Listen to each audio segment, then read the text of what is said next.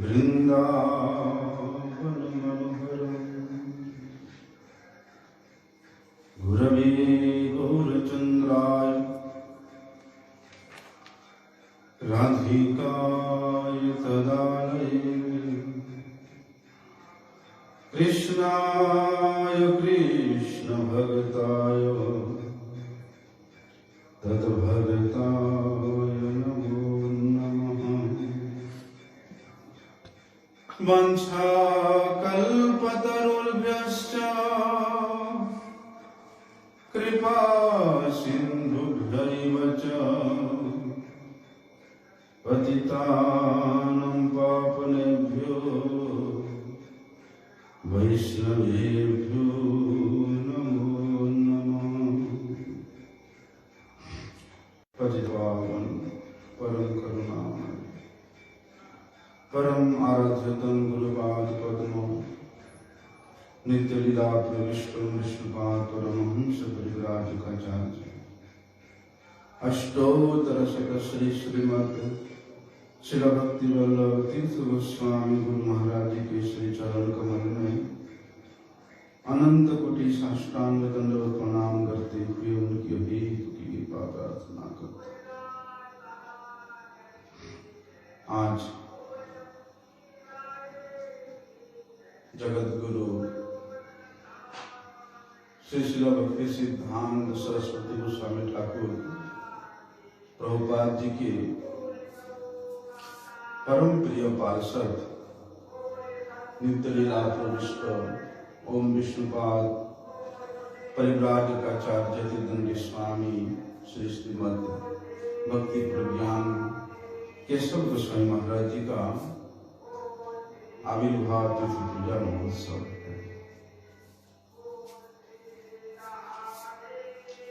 श्री महाराज जी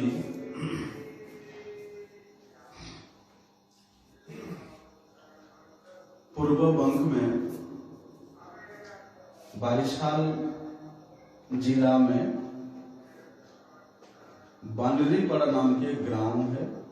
उस गांव में उन्होंने एक समृद्धिशाली संभ्रांत भक्त के परिवार में उन्होंने जन्म लिया था। उनका पिताजी का नाम था श्रीमद श्री शरद चंद्र गुह ठाकुर।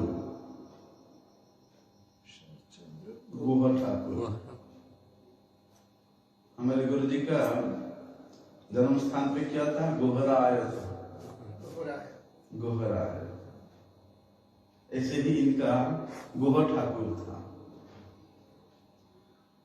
तो उनके पिता का नाम था शरद चंद्र गुह ठाकुर और माताजी का नाम था श्रीमती भुवन मोहिनी देवी। 1898 को 1898 को उन्होंने इन्हीं को ही अपने माता पिता के रूप में ग्रहण करके प्रकट हुए थे। इनके पिता श्री चरदचंद्र बाबू ये भी बड़े धार्मिक प्रवृत्ति के थे। जमींदार थे लेकिन धार्मिक थे, सत्यवादी थे। जितना दानशील उनके अंदर गुण था उतना ही दूसरे का उपकार करने में भी वे कभी पीछे नहीं होते थे। इसीलिए उनका चरित्र में जितना सत्यता था, भगवत विश्वास में भी उनका दृढ़ता था। तो जिनके माता पिता इतने सारे गुणों से संपन्न है, इतनी संस्कार से परिपूर्ण है, तो उनके घर में जन्मने वाला शिशु कैसा होगा आप सोचिए। कई घटना श्री महाराज जी का हमारे परम गुरु जी के साथ लगता है। जब ये 4 वर्ष ना 8 वर्ष के थे तब इनका पिताजी का देहांत हो गया था। तब इनके माताजी इनको अपने माँ के घर ले जाकर के वहां इनका पढ़ाई लिखाई सब कुछ कराया। ठीक ऐसे ही घटना हमारे परम गुरु जी के विषय में भी हम लोग सुनते हैं। तो वहां पर पढ़ते समय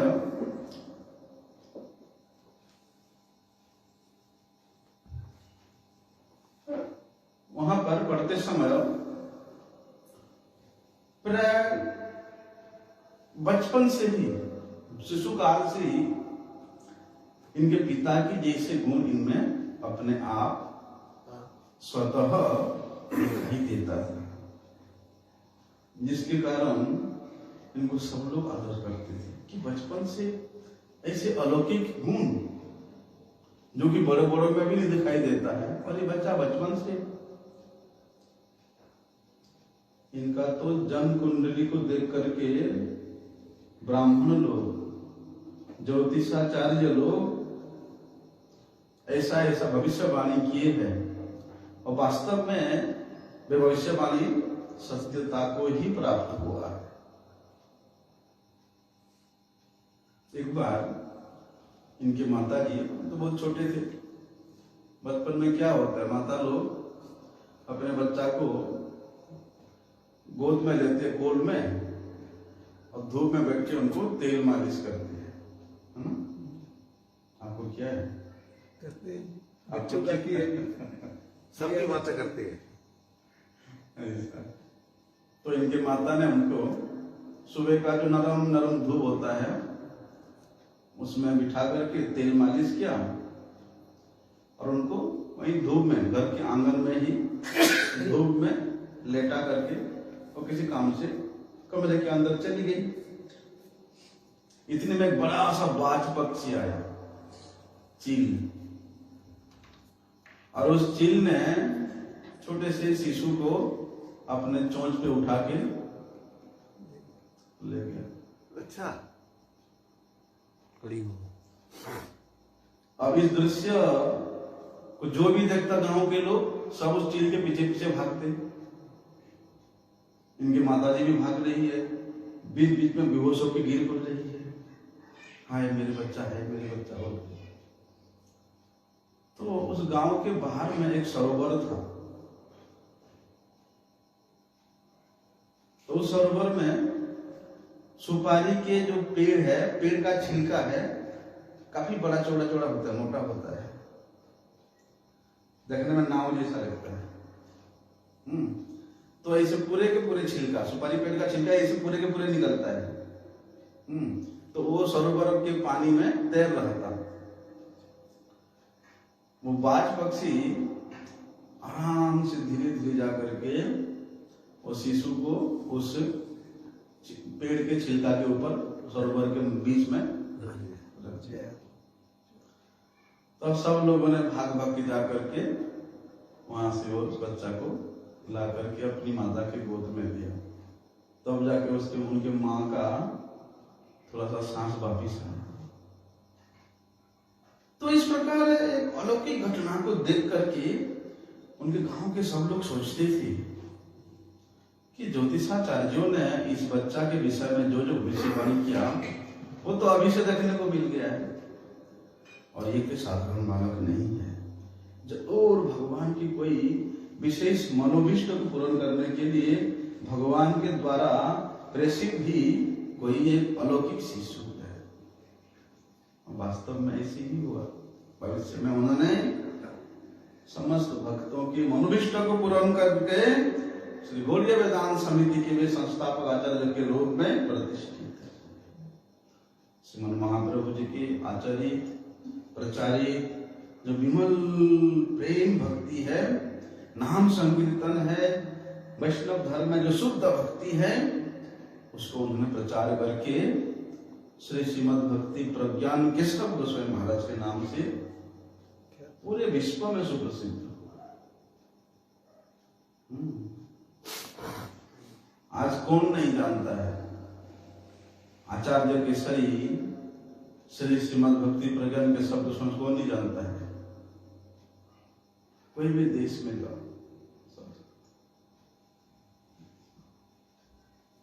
इनके पिता बचपन से ही, जैसे हमारे परम गुरु जी के माता बचपन से ही अपने पुत्र को भगवत गीता, महाभारत इत्यादि सुनाया करती थी। ऐसे ही इनके पिताजी भी बचपन से विनोद बिहारी को, इनका नाम विनोद बिहारी था, प्रभुपाद जी ने जो नाम रखा था। वैसे तो इनको जनार्दन के नाम से इनके पिता ने स्कूल में एडमिशन कराया था। और गांव के लोग देखने में बच्चा बड़े ही चंद्रमा के जैसा ज्योत्सना से एकदम उद्भासित ऐसे दिखता है, इसलिए इसको बच्चा को बचपन से लोग क्या बोलते थे, ज्योत्सना बोल के भी बुलाते थे। और कोई कोई इनको जोना के नाम से भी पुकारते थे, ए जोना, ज्योत्सना का शॉर्ट कर दिया जोना। और इनका पिताजी ने नाम रखा जनार्दन, जनार्दन गुह ठाकुर आए।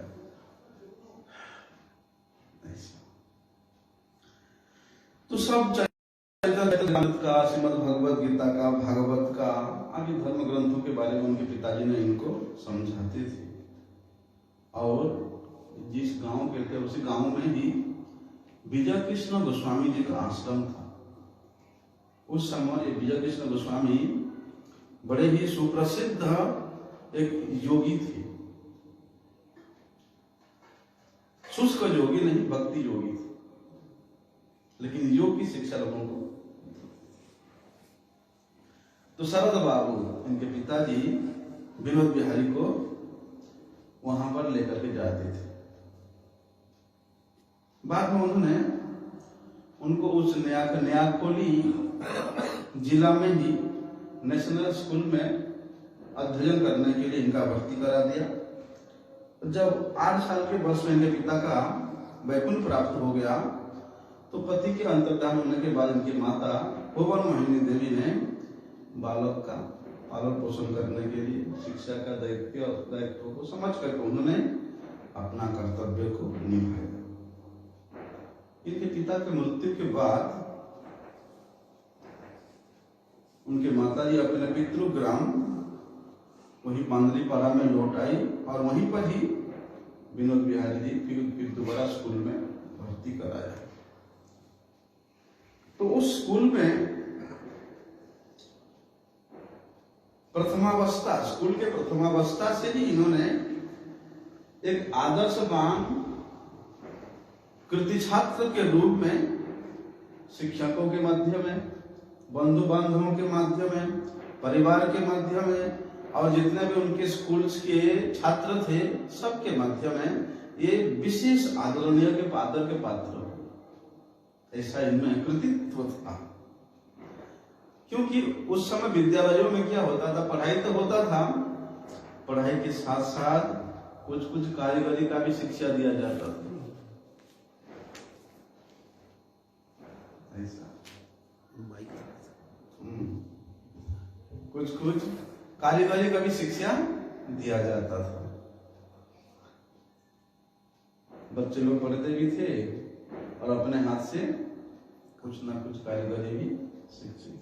तो इन्होंने स्कूल में पढ़ते समय अपने हाथों से जो बेंच, स्टूल, टेबल ये सब बनाए थे, बहुत दिन तक वे सारी बेंच टेबल उनके घर में व्यवहार में रखते थे।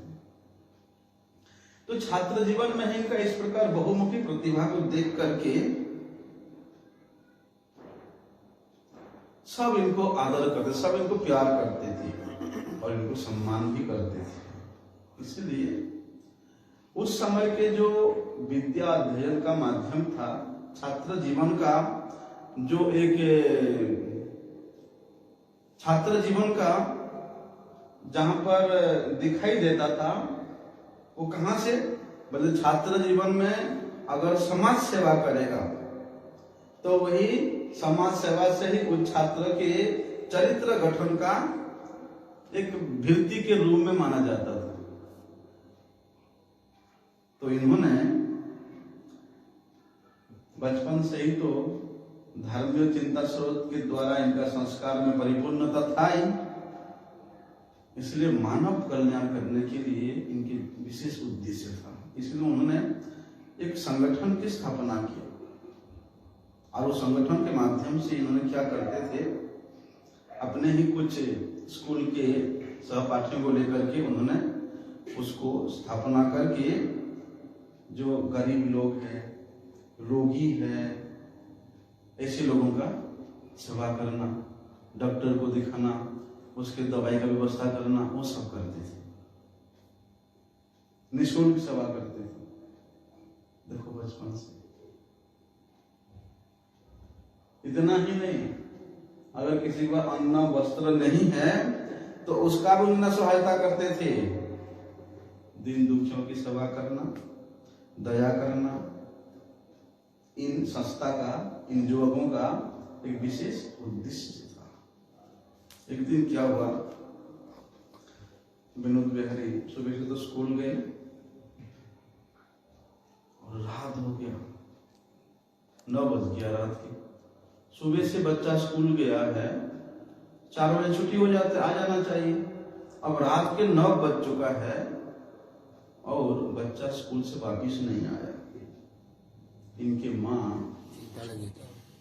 एक छड़ी लेकर के, बैंड लेकर के द्वार पे खड़ी हुई, आज तो आज छोड़ूंगे नहीं, आने दो, इसको समझाना पड़ेगा, ना समझे तो डंडा से समझाना पड़ेगा। बड़े गुस्से में मैया दरवाजे पे खड़ी हुई है। कुछ समय बाद विनोद बिहारी ने अपने घर में आया तो मैया उसके हाथ को पकड़ के बोलती है, इतना रात हो गया, तू कहाँ था? अब सच सच बता, स्कूल तो 4 बजे छुट्टी हो जाती है, उसके बाद भी इतना रात तक तो कहाँ इधर उधर उदम करते रहते हो, उद्यमी बालकों के साथ घूमते रहते हो, बताओ।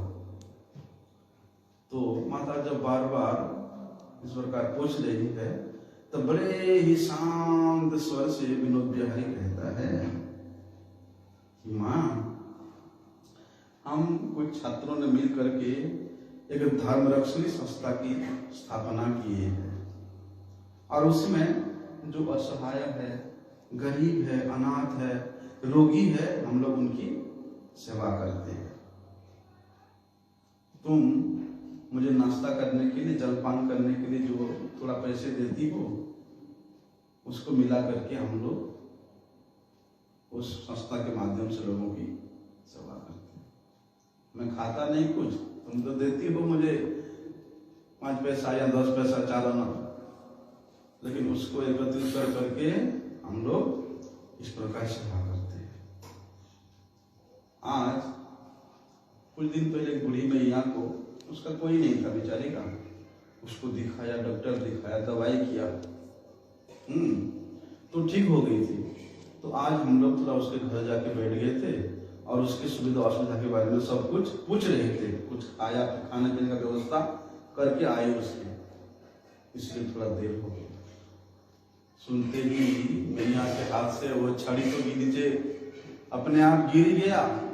मैया रोने लगी, रोते रोते अपने उस दरवाजा को बंद कर दिया। रोते रोते मैया अपने बच्चा को अपने वक्षस्थल पे लगाती है कि हाय हाय मेरे पुत्र, मैं कभी सोचा भी नहीं था कि तुम ऐसे करोगे। और मैया प्रतिज्ञा करती है, तुम्हारे जैसे बच्चा को मैं शासन करने के लिए क्रोधित होती हूँ। मैं प्रतिज्ञा करती हूँ कि मैं तुमको कभी भविष्य में इस प्रकार के और शासन नहीं करूंगी। ऐसे बालक को जन्म दे करके कौन सा माता अपने आप को कृतार्थ नहीं समझेगी। बाद में भविष्य में वही बच्चा विनोद बिहारी तमाम लोगों को संसार के माया कारागार से जो बंदी बनी हुई है, उनको उस बंदी से मुक्त करा करके सबको वैकुंठ धाम ले जाने के लिए तैयार किया। और उन्होंने माता के सामने प्रतिज्ञा किया, माता ये तो अभी किसी का बीमारी है, किसी का असहायता है, किसी की दरिद्रता है, उनसी से छुटकारा करने के लिए हम लोग एक छोटे छोटे प्रयास कर रहे हैं। लेकिन माता मैं आपको प्रतिज्ञा करता हूं कि संसार कारागार में बंद हुए जीवों को देख करके, संसार से संन्यास लेकर के उन्हें इस कारागार से सदा के लिए मुक्त करूंगा। मैं आपके चरणों में ये छोटी उम्र में ये बात। छोटी सी, अभी तो 8वीं कक्षा में पढ़ रहे थे, 8वीं कक्षा में पढ़ रहे थे विनोद बिहारी। और जमींदारी की जितना भी दायित्व है ये सब कुछ संभालते थे। इतनी कम उम्र में इतना आईन कानून के बारे में विशेष कुशलता पूर्वक जानना किसी इतने छोटे बालक में देखने को नहीं मिलता है। उनकी जो तेजस्विता था, उदारता था, दया था, प्रजावात्सल्यता था, और बड़े सूक्ष्म रूप से न्याय का विचार करके प्रत्येक प्रजा को आनंदित करना, प्रत्येक प्रजा को न्याय दिलाना, बचपन से ही उनके अंदर में ये सब गुण दिखाई देता था। स्कूल में पढ़ते समय वे सभी प्रकार के खेलों में अग्रणी थे। विशेष रूप से फुटबॉल टीम का वे कैप्टन थे। तब भी फुटबॉल खेलता था।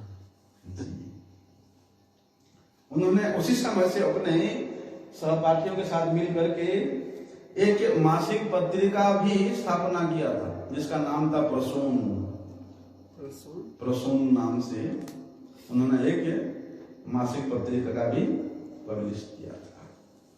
तो इस पत्रिका में जो भी कविताएं होती थी, जो भी प्रबंध होती थी,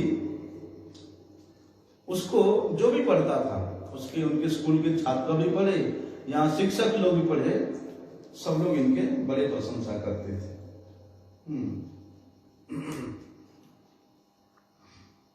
उन्होंने उसी समय जो उनके स्कूल में अच्छे पढ़ने वाले बच्चे थे, उनको एकत्रित करके उन्होंने एक धर्म रक्षणी सभा का स्थापना किया। और प्रतिज्ञा सब जो उसमें जोड़ते थे, उनसे उन्होंने प्रतिज्ञा करवाते थे कि ये संस्था से जो भी जोड़ेगा सदस्य, वो जीवन पर्यंत ब्रह्मचारी रहने का घोषणा करेगा। और वो लोग करते थे। उस समय ऐसी प्रतिज्ञा, उस समय भारत में महात्मा गांधी जी का आंदोलन चल रहा था, क्या सत्याग्रह चल रहा था। तो उस सत्याग्रह में भी इन्होंने जोर शोर से भाग लिया था। और इन्होंने जो जो ग्रुप बनाए थे, जो जो संस्था बनाए थे, ये तो उनके हेड थे ही, और उन लोगों को लेकर के वो सत्याग्रह में जोड़ने के लिए तमाम लोगों को प्रेरित करते थे। तो अंग्रेजों ने उसी को ढूंढते थे कि जो लोग प्रेरणा देते थे, जो लीडर होते थे। लेकिन इन्होंने जंगल में छुप छुप करके लोगों को उत्साह देते थे, लेकिन कभी भी कोई अंग्रेजों का सरदार इनको पकड़ नहीं पाया। जब ये पढ़ते थे उस समय स्कूल के सिलेबस में चैतन्य चरितामृत का भी पढ़ाई होता था। बहुत बड़ी बात। चैतन्य चरित कविराज गोस्वामी जी के रचित चैतन्य चरितामृत का भी पढ़ाई होता था। तो वहां पर जितने भी प्रिंसिपल थे, शिक्षक लोग थे, उनसे कभी कभी जब ये वाला, क्योंकि प्रत्येक सब्जेक्ट होता था, लेकिन एक धार्मिक सब्जेक्ट जरूर होता था। पीरियड तो हमारे टाइम में भी होता था जी, धर्म का। हमारे टाइम में भी था। एक टॉपिक तो होता ही था, चाहे वो गद्य हो चाहे वो पद्य हो। तो वहां पर चैतन्य चरितामृत का जब पढ़ाई करते थे लेक्चरर लोग, प्रोफेसर लोग, तो इनके साथ हमेशा वाद विवाद होता था, क्योंकि वे लोग इस प्रकार से उसको व्याख्या करते थे जैसे कोई साधारण हो, तो उसको इन्होंने अपने तार्किक दृष्टि के द्वारा, शास्त्रीय विचारों के द्वारा उनको निरुत्तर कर देते थे। उनके जो नास्तिक विचार है, उस नास्तिक विचार को खंडन करके वहां आस्तिक विचार को स्थापना करते थे। और इनके इस प्रकार अकाट्य युक्ति को देख करके उनके कॉलेज के जो प्रोफेसर लोग इनके पास आते थे, किस लिए? कुछ जानने का उत्कंठा लेकर के। तब उन्होंने बड़े ही उत्कंठित होकर कहते थे, श्री चैतन्य चरितामृत में जो लिखा है कि भारत भूमिते हैल मनुष्य जन्मजात, जन्म सार्थक करी करो पर उपकार। तो इस प्रकार इस बाजार से उन्होंने बोल करके या इस प्रकार का उन्होंने व्याख्या करके सबको स्तंभित कर दे दिया था। आत्मा क्या है, परमात्मा क्या है, आत्मा का स्वरूप क्या है, परमात्मा का स्वरूप क्या है, मनुष्य जन्म का सार्थकता कैसे संभव हो सकता है, इन विषयों को उन्होंने उन प्रोफेसर लोगों को पढ़ाते थे, सिखाते थे। ऐसा ये जिस गांव के जमींदार थे पंदलीपड़ा, वहां पर दो महिला जो कि इनके बुआ थे, उस गांव के थे लेकिन बुआ बुआ बोलते थे ये। वे दोनों महिला बड़े ही धार्मिक प्रवृत्ति के थे, विदुषी थे। उनका नाम था श्रीयुता सरोज वासिनी और प्रियतमा देवी। ये दोनों महिला ही श्रील प्रभुपाद सरस्वती ठाकुर जी के महिला शिष्यों में से प्रथमा और द्वितीय शिष्य। यहाँ संग हो गए। तो जब इन दोनों बुआ जी के संपर्क में विनोद बिहारी जी का हुआ, तो इनके मुख से वे श्रील प्रभुपाद जी की कथा, भक्ति शास्त्र का उपदेश और उनके भक्तिमय जीवन के बारे में उन्होंने श्रवण करते थे। श्रील प्रभुपाद जी के चरणाश्रय, चाहे वे माता हो चाहे वो पुरुष हो, सब के सब प्रभुपाद जी की कृपा से ऐसा अभिसिंचित थे कि निर्भीक होकर के समस्त प्रकार के तत्वों की ज्ञाता भी थे। देखो ना प्रभुपाद जी के जितने गान हैं, जितने गानों के बारे में लिखा है, क्या क्या सबका चरित्र है। महाप्रभु ने दिए हुए जन्म थे जी, अमूल्य थे। ऐसा इसलिए विनोद बिहारी जी के जीवन के ऊपर ये दोनों माताजी का बहुत ही प्रभाव पड़ा था। और इन दिनों के माध्यम से इन्होंने श्रील प्रभुपाद जी का दर्शन किया। ये दोनों के माध्यम से उन्होंने श्रील प्रभुपाद जी के दर्शन करके प्रभुपाद जी से हरिनाम दीक्षा की प्राप्ति भी किया। और हरिनाम ग्रहण करने के बाद विनोद बिहारी अपने घर वापिस आकर के फिर अपने कॉलेज का जो पढ़ाई है उसको करने लगे। और कॉलेज में पढ़ते समय चैतन्य चरितामृत का वहां टॉपिक तो था ही, तो चैतन्य चरितामृत के बीच में जो श्री सनातन शिक्षा के विषय में वर्णन है, कृष्ण स्वरूप विचार सुनो सनातन अद्वैत ज्ञान तत्व ब्रजेंद्र नंदन। तो इस प्रकार की जब व्याख्या वहां कॉलेज के अध्यापक अध्यापिका करते थे, वो लोग केवल अद्वैतवाद के विचारों की ही व्याख्या करते थे, मायावाद का व्याख्या करते थे।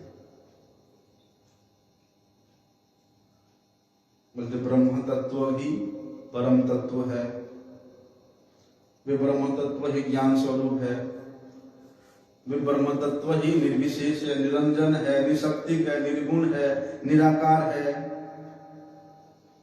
उसके अतिरिक्त कोई दूसरी वस्तु है ही नहीं। तो इस प्रकार उन्हें ब्रह्म पर व्याख्या करके सबको भटकाते थे। इसको सुन करके विनोद बिहारी अब तो और ज्यादा प्रभुपाद जी की कृपा की शक्ति से संचालित होकर के फिर दोबारा पढ़ने गए हैं हरि नाम लेने के बाद। अब तो प्रभुपाद जी का कृपा की शक्ति है। उन्होंने उन अध्यापकों की जितना भी व्याख्या है उसको खंडित करके बोलते वेद वेदांत उपनिषद गीता भागवत पुराण का प्रमाण के साथ उन्होंने श्री भगवान की पराशक्ति के विषय में वर्णन करते थे। क्या 3 प्रकार के भगवान की पराशक्ति है, चित शक्ति, जीव शक्ति और माया शक्ति। तो जीव शक्ति ये अगणित जीवों को प्रकाशित करती है। जीव शक्ति के द्वारा प्रकटित होने के कारण जीव भगवान के अंश है, अणु चैतन्य है, और अणु चैतन्य होने के कारण वे माया के द्वारा आच्छादित होने योग्य होता है।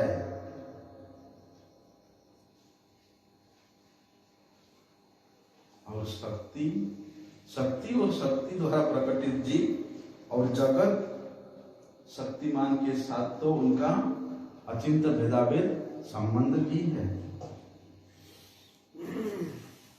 पूर्ण शक्तिमान परम तत्व ब्रजेंद्र नंदन भगवान श्री कृष्ण को छोड़ करके ना तो जीव तत्व है, ना जीव का अस्तित्व है, ना ही इस प्रकृति का अस्तित्व है, ना ही वो तुम्हारे ब्रह्म का अस्तित्व है। तुम लोग जिस ब्रह्म के बारे में बताते हो सर्वशक्तिमान तो भगवान ब्रजेंद्र श्री कृष्ण है, और तुमने उनके अस्तित्व ही खत्म कर देते हो कि वो निराकार है, निर्विशेष है, निराधार है, निसंग है, निर्गुण है। अगर वे नहीं है तो तुम्हारे ब्रह्म कहां से आ गया? भक्तगण अपने भक्ति में प्रेम का अंजन लगा करके उस ब्रजेंद्र नंदन श्री कृष्ण का दर्शन करते हैं। किस प्रकार से? साक्षात विग्रह रूप से दर्शन करते हैं। प्रेमांजन सुनित भक्ति विलोचनेन संतः सदैव हृदयेषु विलोकयन्ति यम श्याम सुंदर अचिंत गुण स्वरूपम गोविंदमादि पुरुषम तमहं। इसीलिए जीव जो है भगवान का अंश है, भगवान का नित्य दास है। ममैवांशो जीवलोके जीवभूत सनातन। जीवे स्वरूप है कृष्ण नित्य दास, कृष्ण तटस्था शक्ति भेदा भेद प्रकाश। तो इस प्रकार पर ब्रह्म पर तत्व भगवान के नित्य साकारत्व को, सविग्रह तत्व को, और जीव भगवान के दासत्व के रूप में उन्होंने स्थापना किया।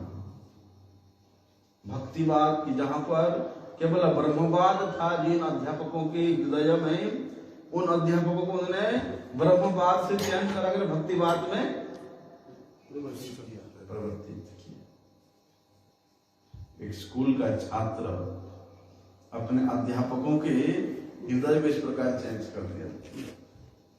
उसके बाद तो इनका जय जयकार होने लगा पूरे कॉलेज में, पूरे समाज में। एक बार इन्होंने चैतन्य चरिता, वहां कॉलेज में ही चैतन्य चरितामृत के प्यारों का विचार करते करते उन प्यारों में ही डूब गए कि मनुष्य जीवन परम दुर्लभ है। मनुष्य योनि के अतिरिक्त जितने भी पशु पक्षी वृक्ष योनि है वे सब के सब भगवत तत्वों को जानने में असमर्थ है। उन सब योनियों में भगवत तत्व उपलब्धि होना असंभव है। इसलिए सौभाग्यवश भगवान की कृपा से इस मनुष्य शरीर अभी मिला है, लेकिन पता नहीं कब हठात इसकी मृत्यु हो जाएगी, इसका कोई भी निश्चयता नहीं है। इसलिए मृत्यु के पहले ही भक्ति योग का अवलंबन करके जीवन को, जन्म को सार्थक बना देना एक बुद्धिमान का कर्तव्य है। इसलिए और स्कूल कॉलेज की पढ़ाई करने की कोई आवश्यकता नहीं, कोई आवश्यकता नहीं उस निष्पक्ष शिक्षा की।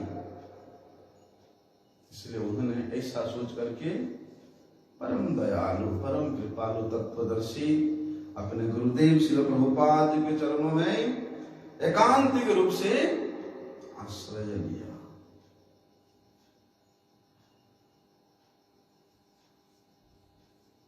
फाइनल एग्जाम का फीस दे करके भी उन्होंने अपेक्षा नहीं किया कि एग्जाम देने के बाद ही जाऊं,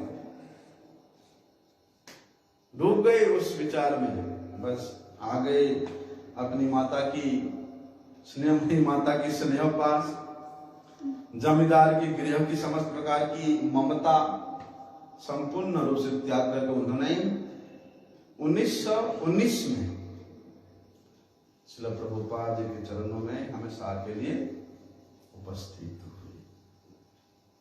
श्री गुरु पाद पद्म के चरणों में रह करके उन्होंने धर्म तत्व, कृष्ण तत्व, गुरु तत्व, माया तत्व, आत्म तत्व आदि के विषय में भक्ति शास्त्र का अध्ययन किया और उन सिद्धांत को श्रील प्रभुपाद जी की कृपा से उन्होंने हृदयंगम भी किया।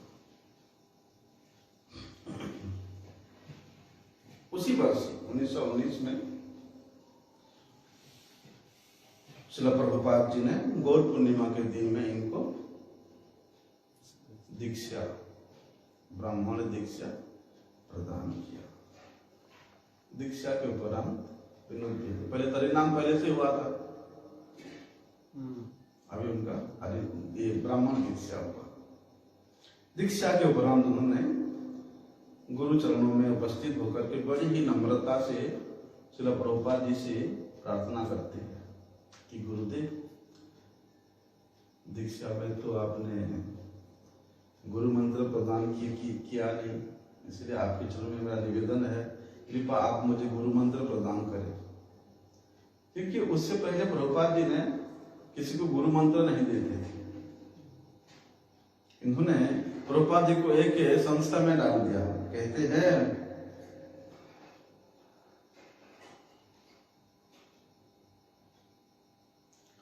क्या गुरु मंत्र प्राप्त करने के लिए, गुरु सेवा की शिक्षा के लिए किसी दूसरे गुरु करने की आवश्यकता होती है क्या गुरुदेव? ऐसा उन्होंने प्रश्न किया। ये सुनकर के प्रभुपाद जी मुस्कुराते हैं और कहते हैं, बड़े स्नेह से उनको गुरु मंत्र तो प्रदान किया ही, और तभी से उन्होंने जितने भी शिष्यों को दीक्षा दिया, तभी से प्रभुपाद जी ने गुरु मंत्र देना शुरू नहीं तो उससे पहले गौर मंत्र, गौर गायत्री, कृष्ण मंत्र, कृष्ण गायत्री, काम गायत्री, ये सब देते थे। चलो, प्रभुपाद जी का एक अलौकिक नियम था कि जब कोई शिष्य उनको प्रणाम करता था तो श्रील प्रभुपाद जी भी हाथ जोड़ के कहते थे दासवस्मि, दासवस्मि। ये प्रभुपाद जी का गुण था। आजकल तो ऐसा भी देखने को मिलता है, प्रणाम करोगे भी तो लोग देखेंगे भी नहीं।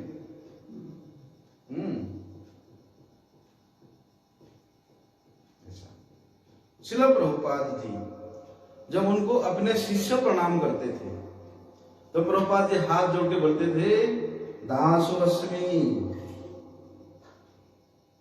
तो विनोद बिहारी क्या करते थे कि मेरे गुरुजी ऐसा बोलेंगे, दासोऽस्मि बोलेंगे शिष्य को, इसीलिए वे छुप करके पीछे से प्रणाम करते थे ताकि मैं प्रणाम करने के समय में गुरुजी ऐसा नाम बोलते, छुप करके प्रणाम करते थे। श्रील प्रभुपाद जी का क्या व्यवहार था। वे हर किसी को, अपने शिष्य को भी हमेशा आदर पूर्वक आप बोल के संबोधन करते थे। प्रभु जी से संबोधन शुरू किया प्रभुपाद जी। प्रभु बोलते थे। प्रभु सुना प्रभु जी को, प्रभु शब्द वहां से आया, लेकिन आप बोलते थे, प्रभु जी आप। मतलब प्रभु जी आप, ऐसा कठा। प्रभु तो बोलते ही थे। श्रील संत गोस्वामी महाराज के चरित्र में सुनने को मिलता है। तो अभी तो वो नया नया आए हैं, कम उम्र है, उनको श्रील प्रभुपाद जी प्रभु बोलते। तो उन्होंने रोते रोते बोले, गुरुजी आप तो मेरे गुरुजी हैं, आप ही मेरे बालक हैं, आप ही मेरी रक्षा करते हैं, आप मुझे प्रभु क्यों बोल रहे हैं? तो श्रील प्रभुपाद जी बोलते हैं कि सब जीव के हृदय में प्रभु ही बैठे हुए, भगवान बैठे हुए हैं, इसलिए सबको सम्मान पूर्वक प्रभु बोल के बोलते रहते हैं, सम्मान करना चाहिए। तो श्रील प्रभुपाद जी भी इसी प्रकार सबको प्रभु बोलते थे। लेकिन जितने भी प्रभुपाद जी के शिष्य थे, उनमें से सिर्फ 3 जन थे जिनको श्रील प्रभुपाद जी बड़े आत्मीयता के साथ, विशेष जहां विशेष आत्मीय होता है वहां पर तू आता है, तुम आता है। बंगला में तू ही बोलते, एक के पास तो इसकी करीस रे, ऐसे बोलते हैं।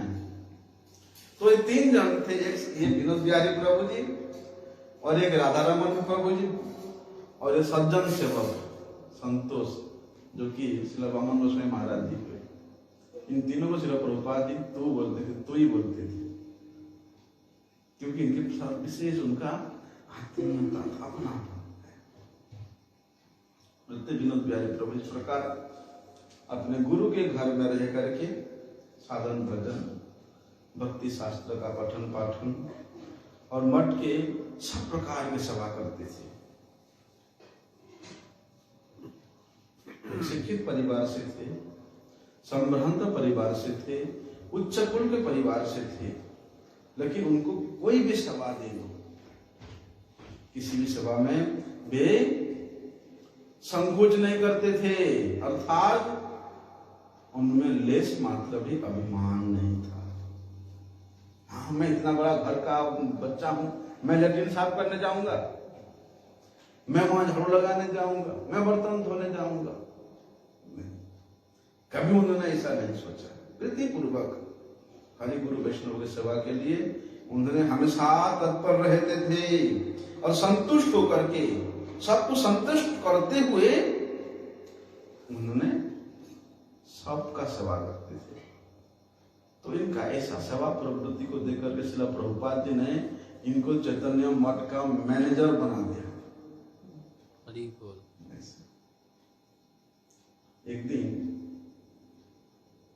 ठाकुर जी का भोग लगा, प्रभुपाद जी को प्रसाद दे दिया। उसके बाद सिर्फ 200 ग्राम चावल था, और 4 ब्रह्मचारी थे। 200 ग्राम चावल कितना होगा? 4 लोगों के लिए कितना होगा? तो ये 200 ग्राम चावल को बनाए और ढेर सारे सजना का साग, सजना समझते हैं ना? सजना का डांटा होता है, सजना फली होता ना, ऐसे लंबा लंबा, बंगाल में चलता है। हिंदी में क्या बोलते हैं उसको? ड्रमस्टिक। इंग्लिश में नहीं, हिंदी में क्या बोलते हैं? सजना साग ही बोलता है। तो उसके जो साग है, पत्ता है, वो ढेर सारे सिद्ध किए हैं और 200 ग्राम चावल है। जब चारों ब्रह्मचारी ने, केले के पत्ता होता था उस समय, पत्ते में डाले हैं, थोड़े थोड़े चावल है और इतना इतना सजना का साग है, केवल साग है और दूसरा सब्जी भी नहीं है। तब श्रील प्रभुपाद जी उसी समय, जब लोग अपने पत्ते में डाले ही थे, प्रभुपाद जी वहां आ गए। प्रभुपाद जी पूछते हैं, क्या मठ में चावल नहीं है? अब शिष्य कैसे बोले कि नहीं है? तो विनोद बिहारी प्रभु कहते हैं, गुरुजी हम लोग तो वैराग्य की शिक्षा ग्रहण कर रहे हैं। खड़ी हो। हम लोग वैराग्य का शिक्षा ग्रहण कर रहे हैं, इसलिए ज्यादा खाने से परहेज करते हैं। लेकिन प्रभुपाद जी सब समझ गए कि अंदर का मामला क्या है। ऐसा वे चतुर भी थे और इस प्रकार सबके सभा में प्रवण भी थे। जो कुछ मिलता था, किसी दिन तो चावल का मार ही मिलता था, सबको खिलाने के बाद जो चावल का जो मार फेंक देते थे, लेकिन उसको उन्होंने बर्तन में रख देते थे। अगर बचेगा तो थोड़ा चावल ले लेंगे, तो मार खा करके और साग पत्ते पत्ते को बॉयल करके उसी से ही अपना गुजारा बसरा करते थे। लेकिन उनका नियम था, प्रसाद पाते वक्त किसी भी चर्चा नहीं करना, कोई भी इधर उधर की बातें नहीं करना, उनका नियम था ये। तो इस प्रकार वैष्णवोचित व्यवहार को देख करके, आचार को देख करके, उनके आचरण को देख करके जितने मठवासी थे सब के सब अत्यंत श्रद्धा करते थे उनके ऊपर, अत्यंत सम्मान भी करते थे। अभी जमींदार का सारी दायित्व इनके ऊपर आ ही गया था वहीं पर। अब आसपास के गांव से ही पता चला, अरे हमारे जमींदार तो बाबा जी बन गया, घर छोड़ के बाबा जी बन गया। तो उस एरिया में हलचल मच गया। घर से जब खबर आया तब श्री प्रभुपाद जी ने इनको समझा बुझा करके कुछ दिन के लिए घर इसीलिए भेजा कि तुम जाओ और जमींदारी की व्यवस्था को, भाई राजा जब चला जाए, राजा का मृत्यु हो जाए तो वहां तो श्रृंखला तो होगा ही होगा, उसका व्यवस्था तो करना पड़ेगा। अब तुम जमींदार का दायित्व तुम्हारे ऊपर था और तुम सब छोड़ के यहाँ आ गया तो वहां तो हलचल मच गया, इसलिए तुम कुछ दिन के लिए जाओ, तुम्हारी जमींदारी का व्यवस्था ठीक करके फिर वापिस आ जाना। प्रभुपाद जी के आदेश से उन्होंने कुछ दिन के लिए जा करके सारी व्यवस्था करके फिर वापिस आ गए थे। कुछ ही दिन वापिस आ गए थे।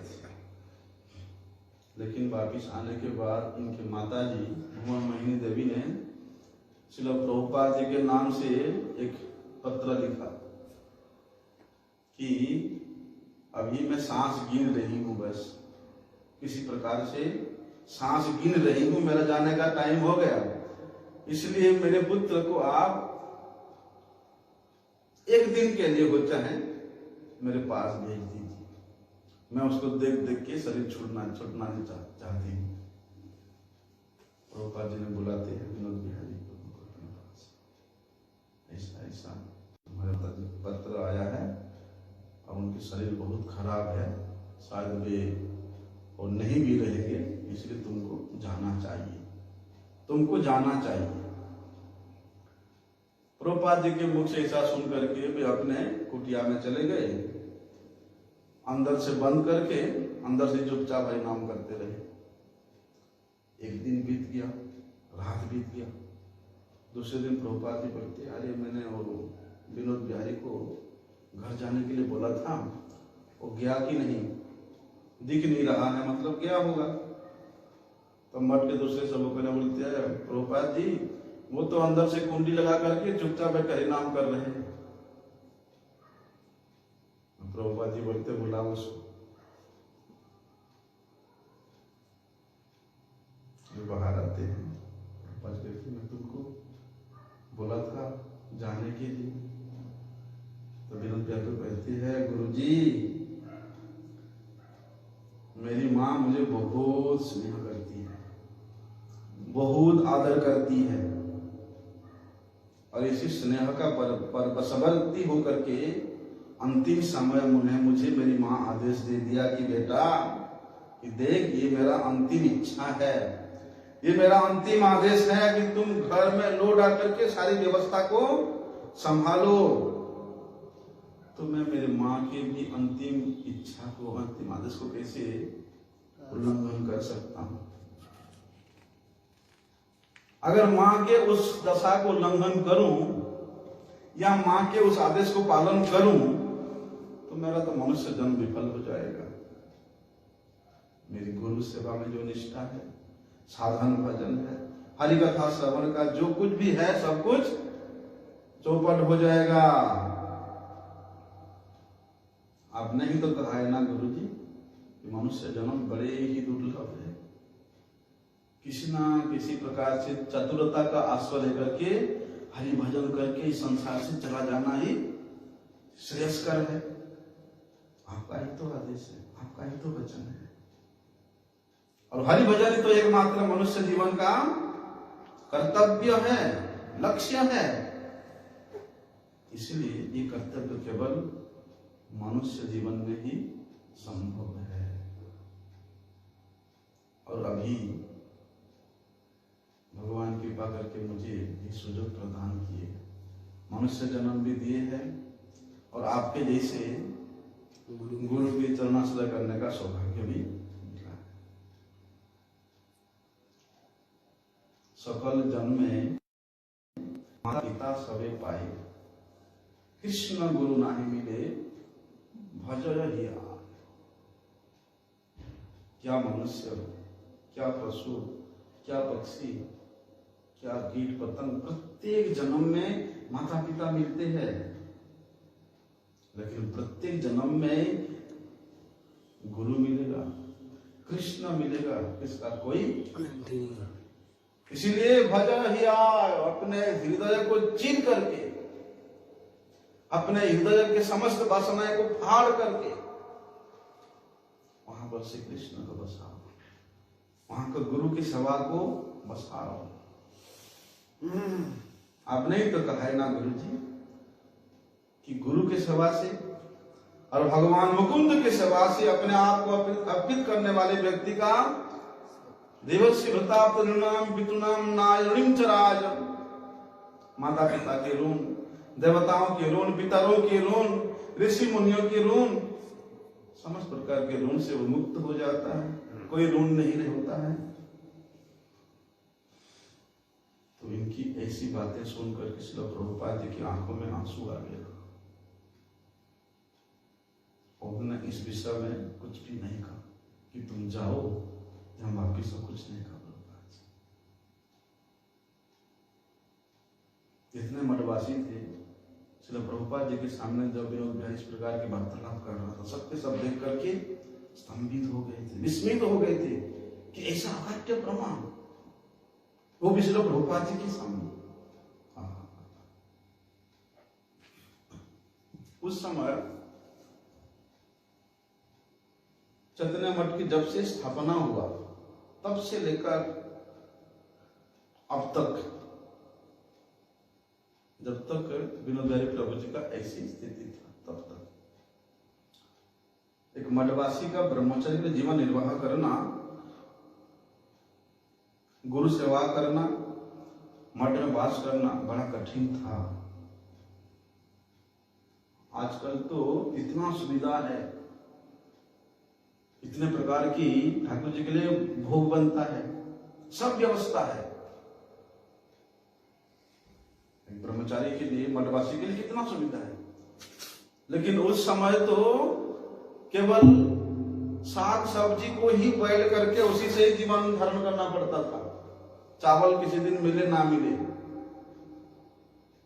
भूमि पर शयन करना, पत्ते खाना, पत्ते पर खाना, किसी दिन पत्ता नहीं मिला तो सीमेंट का जो फर्श होता है उसको धो करके साफ करके नीचे रख करके खा लेते, सोच नहीं सकते थे। ऐसा था उस समय मठवासियों का जीवन। लेकिन ऐसे जीवन में भी वो मठवासी बड़े प्रसन्न थे और बड़े प्रसन्न होकर के भजन करते थे, आदर पूर्वक सेवा करते थे। एक दिन मायापुर में ही मठ में धाम दर्शन करने के लिए 2 अतिथि आए और दोनों अतिथि ही रेलवे के बड़े बड़े अफिसर थे।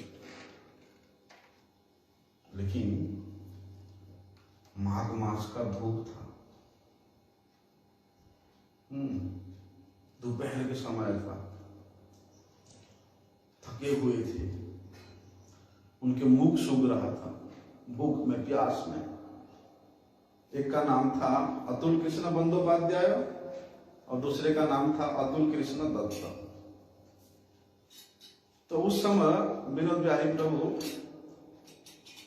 चैतन्य मठ के जो खेत है, खेत में एक काठाल पेड़ के नीचे बैठ करके देख रहे थे जमींदारी का क्या क्या करना, क्या क्या नहीं करना।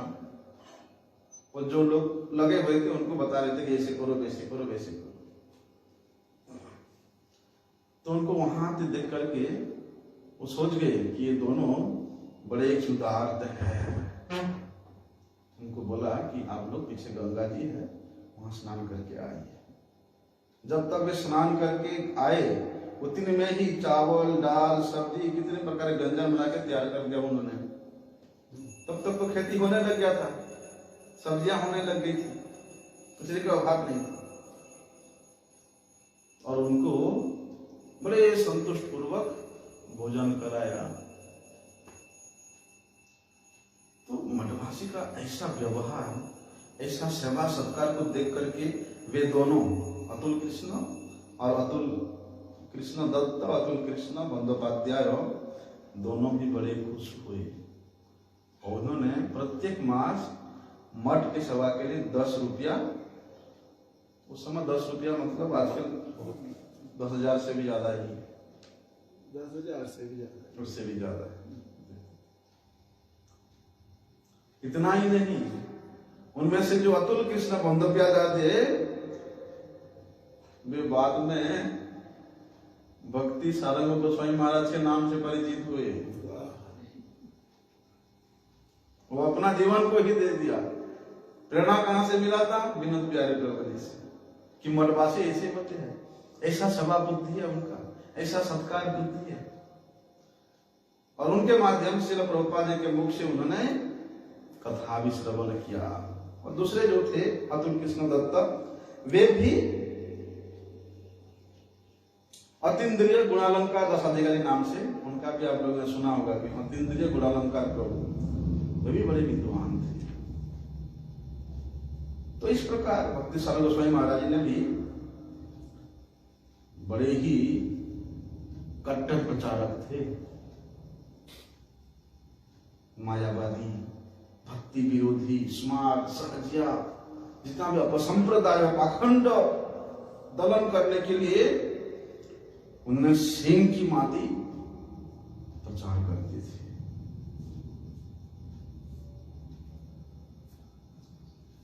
विनोद बिहारी प्रभु, इनके जीवन में किसी कई अलौकिक घटना देखने को मिलता है। उनका जीवन चरित्र तो काफी लंबा है, रवि ठाकुर जी का स्नान का भी समय हो गया, इसलिए फिर कभी सुनेंगे।